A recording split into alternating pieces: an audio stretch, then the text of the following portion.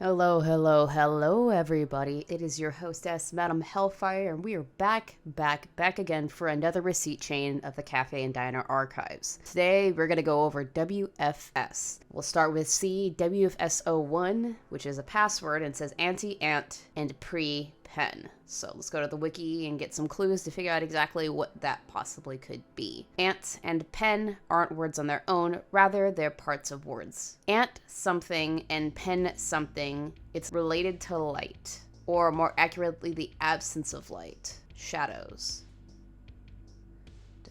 There's nothing that, ooh,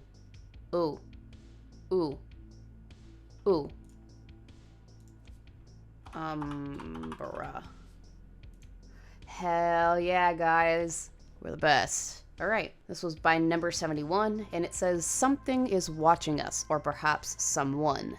The owner became aware of its presence while I was working on his eye. I suppose now is as good a time as any to update on that as well. I've managed to slow the progress of the blight, but it is still causing him pain. For the time being, I've instructed him to wear sunglasses indoors when possible and to keep them covered when outdoors. But who am I kidding? He never goes outdoors anymore. But one problem at a time. So, if you see him without his sunglasses on, please remind him to take this seriously. As for the entity he saw while doing his weekly checkup, there was a shadow-like entity hovering in the corner of the room, about 6 to 9 feet tall with wide eyes. No distinguishable features, not corporeal. Most likely a shade or a shadow person from the Everdark. However, the owner could not fully see it, which is not typical for those types. We've discussed it, and it would seem that it is most likely more human than demon, perhaps some sort of magic user or some sort of other entity. The owner said that he could hear whispers emanating from that direction when he looked directly at the entity. Currently, they were indecipherable. In any case, please exercise caution when in the physical location. Something is lurking here that shouldn't be. That's very troubling. So this one does not require any sort of passcode, obviously. Says,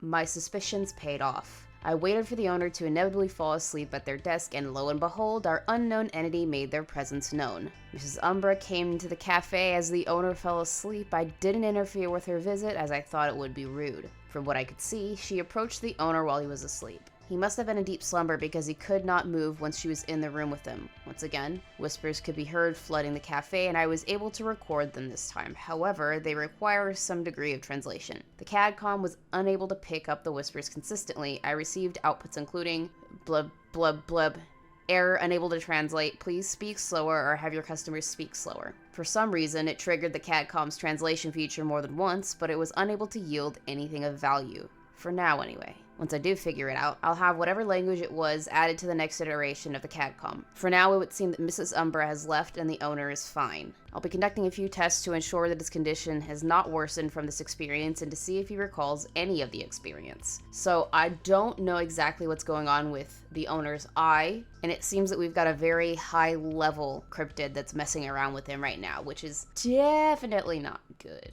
Translation request approved. So it's from WFS02, which we just read. It says, what is Miss Umbra whispering? What language is this? The angels speak it. I don't know what that is, so the answer is there is no church. I don't like the sound of that. All right, here's receipt number 3. There is no church, Never figured Umbra to be the church-going kind. I know things about Mrs. Umbra that I am unable to divulge, but when I can share, I will do so here. Mrs. Umbra, aka Umbra, the Shadow Man, the Man in the Hat Man, or simply the Darkness or Dark for short, is a dangerous entity tied to the Everdark pits of the Amaimon. His powers include complete intangibility, lesser teleportation, induced sleep paralysis, and subconscious interference. In every way, he is a living shadow not dissimilar to shadow beings and shades of the Everdark, although he is a rather unique case.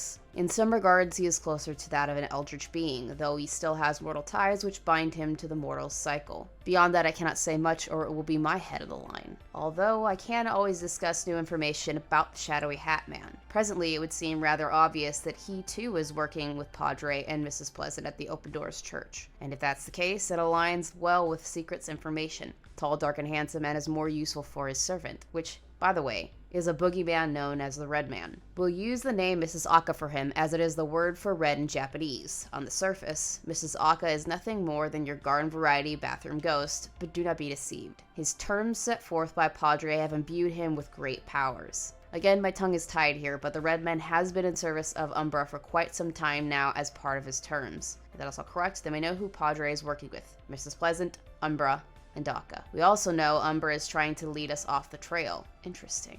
That is rather interesting, and perplexing, and terrifying.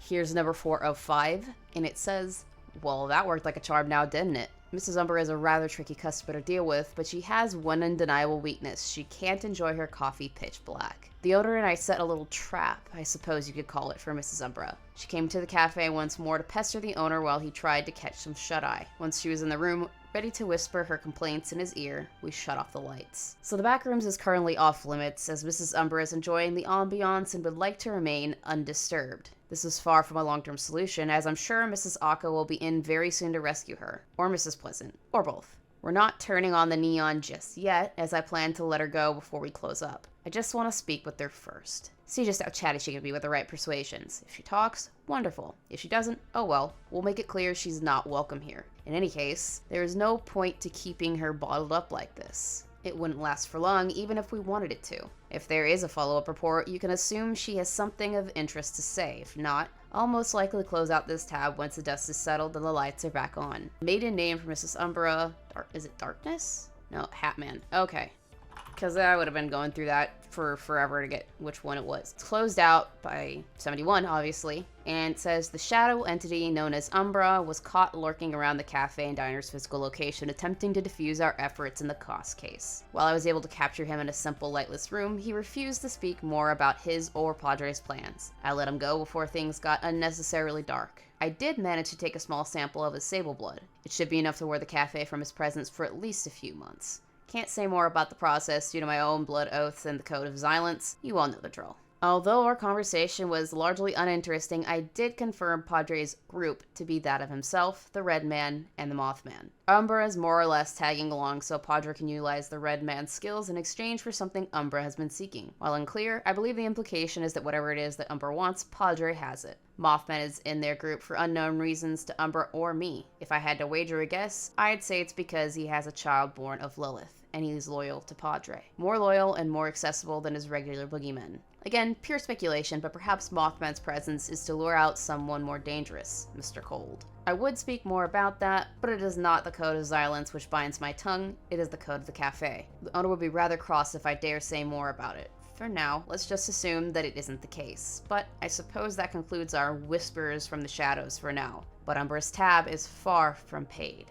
Wow. I love the fact that we are seeing Padre and the church get more involved with our people in the Cafe and Diner archives. It makes things a little bit more tantalizing, a little bit more consequential. Tells us that what they're doing is paying off, and they're pissing off the right people, or the wrong people if you want to spin it that way. And they're getting everybody's attention. I love it. I hope it heats up more from here, and I'll see you in the next chain. Sweet nightmares.